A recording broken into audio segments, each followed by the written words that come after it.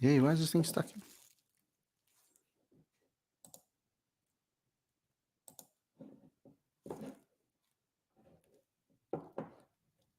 It's stuck. It's weird. Guys, I don't know if I'm live. This thing is spinning. Um,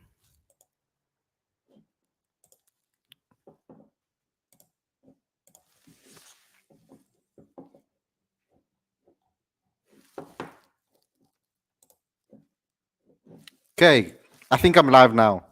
Weird, weird, weird. It was just spinning. Anyway, South Africa have lost the second T20 and obviously the series as well. 16-run victory for India. Terrible start to the game. Ultimately, South Africa put themselves on the back foot from the start. So we're going to discuss everything, but there are some positives as well. I know we were dominated in this match, I feel, but I do still think that there were positives to talk about. Something that I really, really, really want to speak about, that I'm happy that I stuck to my guns about. Um, but there's some serious things that need to be considered when in going into this next game. I'm actually worried about a particular player, which I'm going to mention on the show a little bit later. But before we get started, before we get going, if you're new to the channel and it's the first time you've tuned in, please subscribe to the channel, click that notification bell for all future videos as well. Don't forget to smash the like button, comment, share, subscribe. Also, don't forget to download the latest issue of Cricket Fanatics magazine monthly. Every issue is 100% free, straight to your inbox every month. Link is on the screen as well as in the description. That's how you help us, of course, promote South African cricket as well as just try and grow South African cricket because it is struggling at the moment, guys. Cricket in South Africa is struggling at all levels, and we need to try and save it as a fan base. Without us, as fans, there won't be cricket. So we are all about helping it survive. So help us help it grow and promote it by becoming also a patron today. That you can do by clicking on the link on the screen as well as in the description. Also, download all the latest issues, all free. And go to cricketfanaticsmag.com for all your regular updates. Let's get straight into today's video. There's a lot to talk about, guys, a lot to have a conversation about, some to praise and some to obviously criticize. Let's get straight into it.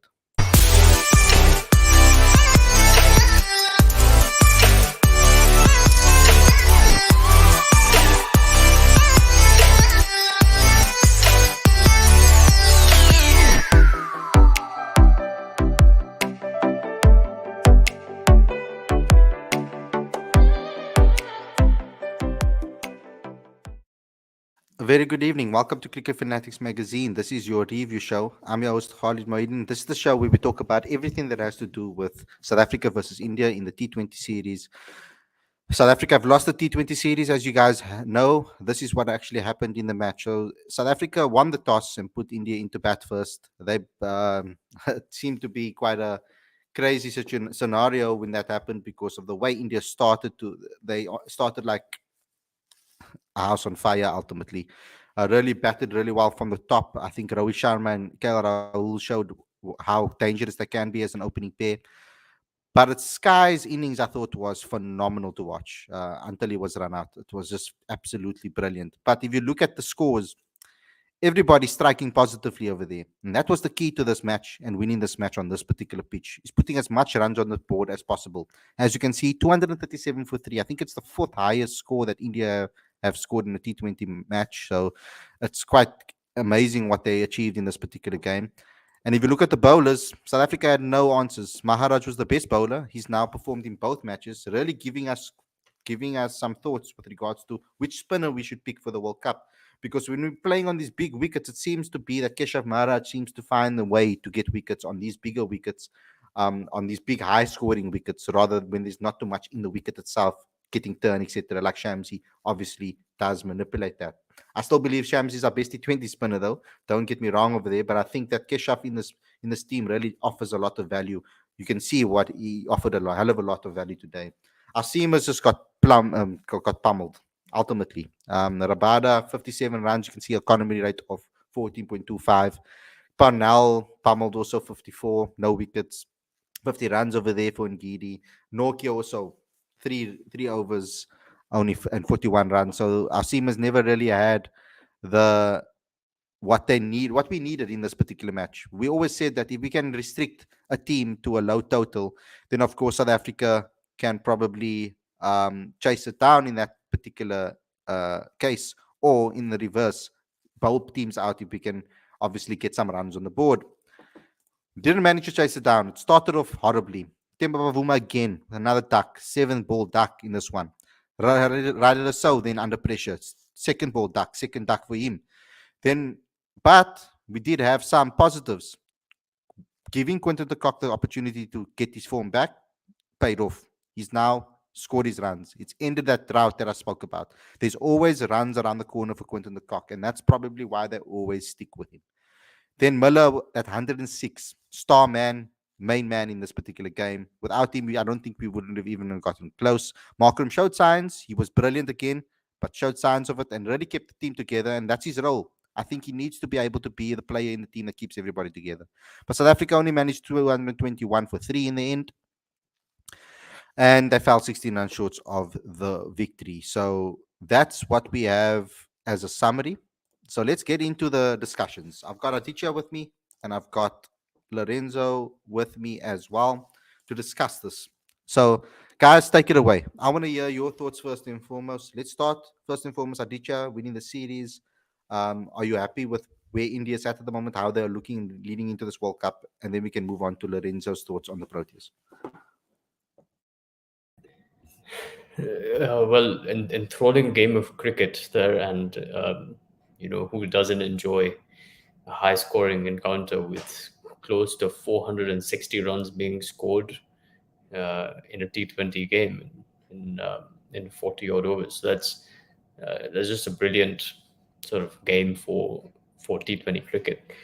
India's batting was great. It started off on a bang. KL Rahul's strike rate has been a matter of concern and a subject of great debate. You know, Today 57 of 28, phenomenal. That's exactly what India need from him. Sky, I mean, what a guy! In his 22 ball knock, he played three dot balls. That's it. He scored of everything else, and he was just phenomenal. Sky in this sort of mood is brilliant, and Virat Kohli. We tend to leave him out in these sort of situations. He's made 49 of 28, unbeaten, strike rate of 175. Outstanding knock from Virat Kohli, because he supported Sky when he was going strong, and then when Sky were run out, Kohli just upped the ante. Brilliant. That's exactly the sort of game awareness that you need from a senior player. India's bowling. I mean, you don't want to concede 220 runs.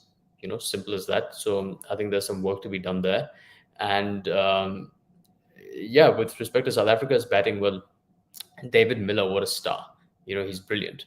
Uh, and I know that there's some criticism that's going to be coming in there. I'm sure we'll talk about it. But Lorenzo, take it ahead, man.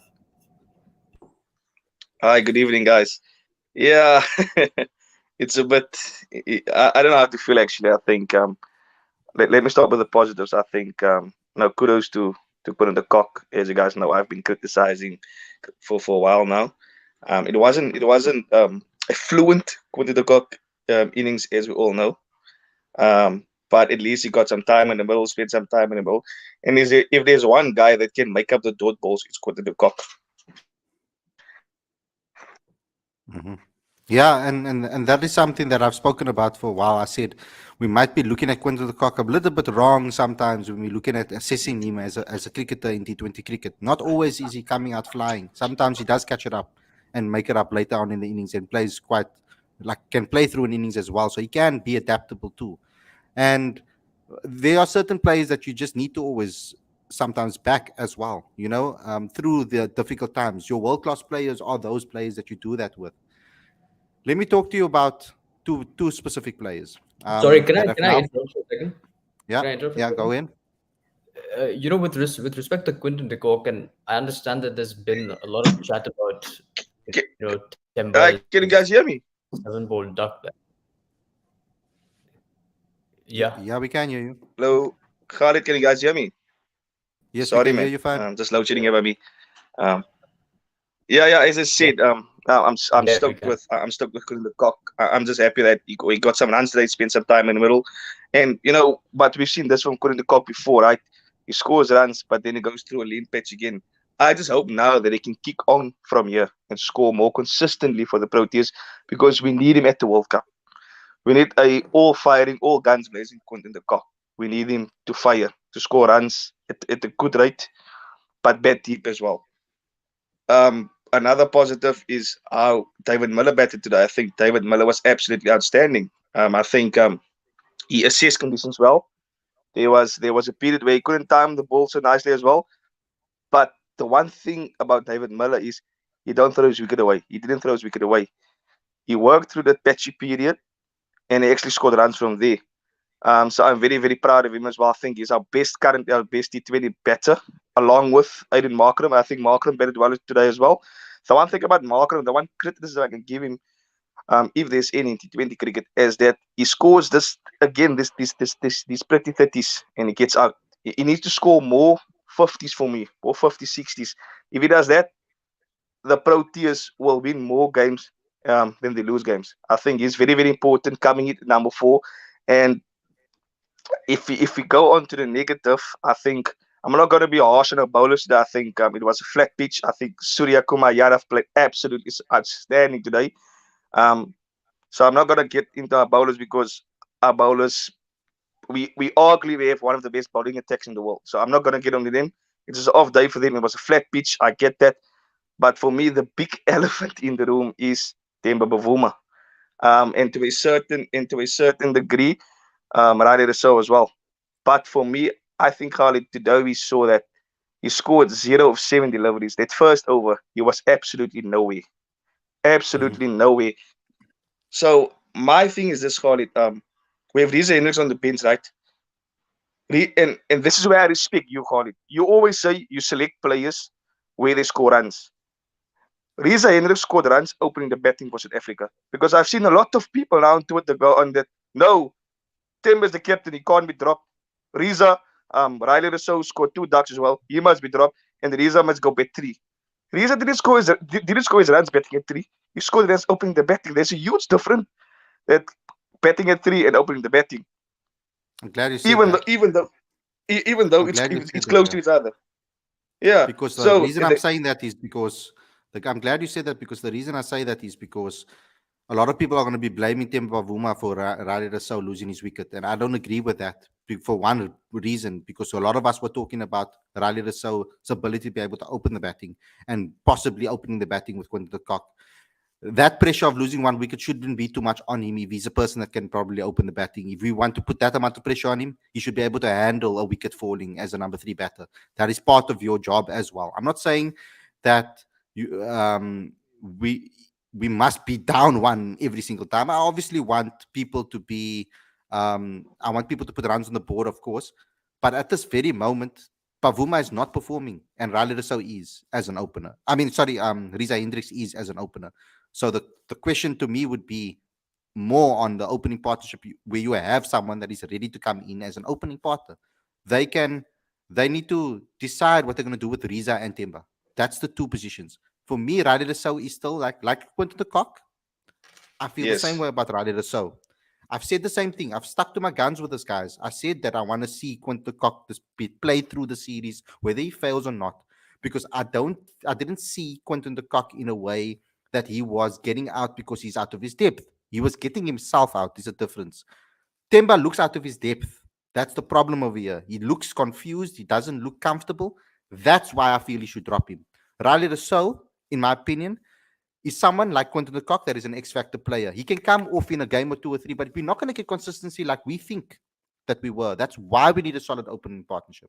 So for me, I wouldn't drop Riley Deso because he's someone that around the corner can get you a quick 60 or 20 balls out of nowhere. He's currently gone out there playing the same similar style of cricket that he always wants to, that he believes in. So that's my opinion on this particular matter. Now, the blame issue is what I have an issue with. Don't blame the one player for someone else's failure. That's what I don't like. And that's what's happening. And that's my only problem with the whole situation. Does Temba Bavuma deserve to be dropped at this particular time based on everybody that is on inform at the moment? Yes. Does Riley Rousseau deserve to be dropped based on form at the moment? Yes. Who's your more suited T20 player? Riley Rousseau. So pick Riley Rousseau. That's my mindset going into this. This is my opinion. I don't think that I'm maybe exactly. I don't know if everybody sees the same thing. There might be some people that disagree with me. But Aditya, before Lorenzo's load shedding, you were saying something. So please go ahead and give your thoughts on this particular topic that we're having.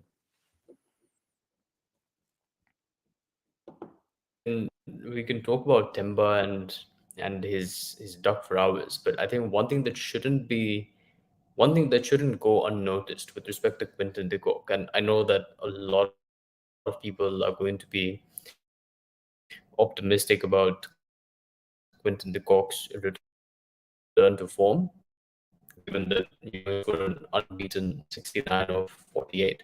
We have to remember that chasing 238, Quinton de Kock's strike rate was below 100 for the first 25 balls of his innings.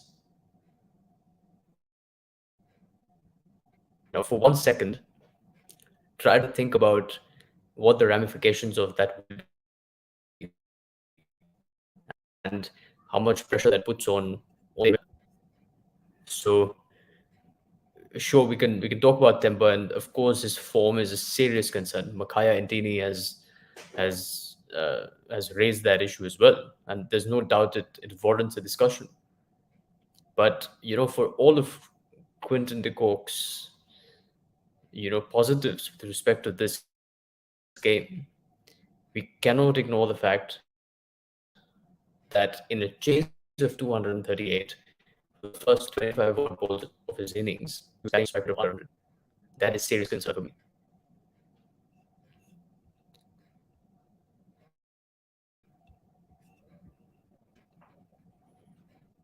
Lorenzo, you want to step in on that? Yeah, I agree 100% with what I did. I think, as I said, the first 25 balls to 30 balls, he in the power play he scored less than 100. I think people mustn't get. I agree with Adija. I think we mustn't get carried away with the knock he played today. I think we all saw it. In England, he scored a 70 or 80 odd, and after that, he didn't score runs for how many innings.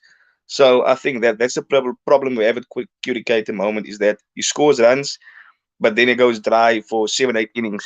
I think you should take more responsibility. But the one thing about Quinton de Kock is, you could see he was determined today. Even after the game was finished, he walked up to David Malay, said, "I'm sorry, I couldn't help you today," because I think he's struggling, right? Um, but at least he got some runs today. He got some confidence. And look at what's his name, the opener of India in the last game, who struggled for runs as well. Couldn't get the ball off the square. What's his name again, man? Um, the right hand opener batter of India who couldn't score runs. He batted for long. What's his name? In any case, I just Oh, he's gone. I think we're having some issues with the connection over here as well. I don't know if I'm clear, guys. You need to let me know if I'm clear. But I'll be having a little issues on both sides. I'm getting a little lag from you as well, Aditya. I don't know if it's me or I don't know what's happening. Um, but yeah, like I said, there are concerns in Quinton de Kock's innings today, yes. But for me, it was confidence that was important for him. He needed to get some runs on the board and feel it again. None of these players want to fail. Of course not. You could see that by the way you can see that by the way Quinton de Kock was at the end of this innings, like Lorenzo said. These players don't want to be in the form that they are. Of course they don't. They want to be in the best form that they possibly can. And the problem the problems are all coming. The exact problems that we all predicted would possibly happen when Bavuma was made captain is happening right now, because he's not putting in the runs with the bat. And unfortunately, if he's not going to put in the runs with the bat, I don't think there's a high need to keep him with the amount of captains we have within the team. We've got so many leaders within this T20 setup that I think we'll be okay. Um, so, but yes, Pavuma is a good captain, and yes, he brings the team together, and yes, he's done all of that, but he needed to also back it up with the bat, and this was his chance. I've always said it, and I have to stay true to it. Otherwise, I'm just a hypocrite if I'm going to say anything else. So I do believe that it was unfair for Riza not to get picked in this first place. And he scored his runs as an opener. I would like to see what him and Quinton de Kock can do as an opening partnership. That's what would like to see. And we need Riley Lasso as well in the World Cup. We need a number three that can fire like Riley can. So it's utmost importance to get him into form too. So I will make the same statement. I will want to see him play the next game.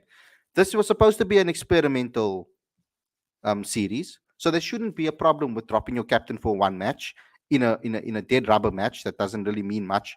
There's no problem in dropping him for that. And seeing what can happen with Quinton Cock and Riza together now that Quinton is in form. So it would be a good opportunity for South Africa to test something new. But the thing is that this is the time, this third game, which we call a dead rubber now, is exactly the sort of game that Temba needs to get back into form. And Because that's the problem we lie with too. look, we can't, like, the World Timing. Cup is just it's weeks away, right? It's weeks away. You if your best bet for the morale of the team is to ensure that there are minimum changes and to ensure that your captain is back in form. It's simply that. Because you switch captains now.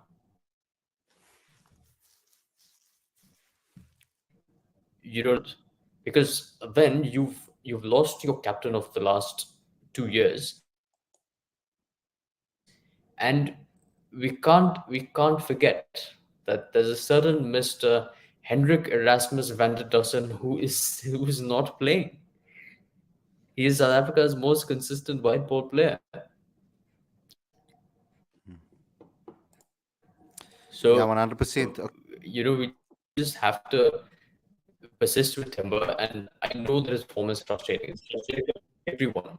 No one's looking for a seven-ball duck in a chase of 237. Least of all him. It's not ideal. Yeah. And I'm good if an Indian player with like unimaginable media scrutiny. But that's the nature of the beast, and that's just timing. Because if this had happened 6 months ago or 1 year ago, we'd be having a different conversation. We'd probably, and I'm pretty sure the management would have left Tim out. That's it. Doing that now is probably going to be counterproductive. Yeah. So now it's in selectors' hands, it's in Mark Boucher's hands, it's in the team's hands to decide what they're going to be doing with the situation. We're sitting in a tricky situation. I've given my opinion. I mean, but I will still, no matter what happens, whoever gets selected, I will back them. But I've given my opinion on what I think should happen in the next match and what I think. But we will do a preview show as well before the ahead of the next game to give you guys some insight into what we want to do. That will be tomorrow. But guys, yeah, the series is over, but we still have one more game to still try and get some players to find some form. This might be an opportunity. They will probably find a way to fit Temba in the next team so that they can get him into form before the World Cup and have all their players in form. So that's what I'm predicting will happen. Even though I don't believe it's fair currently with what's happening currently in the situation. Even though I don't believe that that Temba should be blamed for Riley's failures, I do believe that Riley is more suited to T20 cricket than Bavuma. So Bavuma also, with his form currently, deserves to be dropped from this particular team from a batting perspective. So that is my perspective on the whole situation. But let's see what happens going forward into the next match. But guys, thanks a lot for tuning in. I know we're having a little bit of connection issues because it is still load shedding in South Africa. It's terrible, guys. It makes it very difficult for us to do our work on a regular basis because even when the Wi-Fi is not working, or sometimes when the Wi-Fi is not working, when it's load shedding, our data doesn't work either. The data doesn't necessarily is not as strong either, so it makes it very difficult for us to stream. But luckily, we could come live to you guys and give you a little review show. We will give you some more insight tomorrow again. Monday it will be another show. I'll also be at the women's World Cup launch, which I'll bring you guys. Hopefully, I can get you guys content from there as well.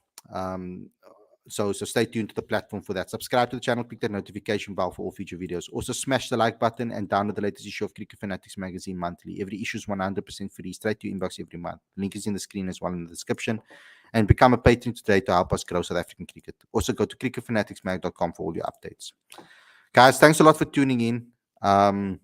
We've had alternate views on the show. That's what it's about. It's good that we had different views from Aditya, from myself, from Lorenzo, so that you guys can get a little bit of a different viewpoint from the fans base of what we think about this kind of situation. Guys, leave your comments in the comment section below after this video has gone live. I'll speak to you guys very, very soon. Actually, tomorrow, in fact, with another daily show. Take care and enjoy the rest of your evening. Peace, everybody.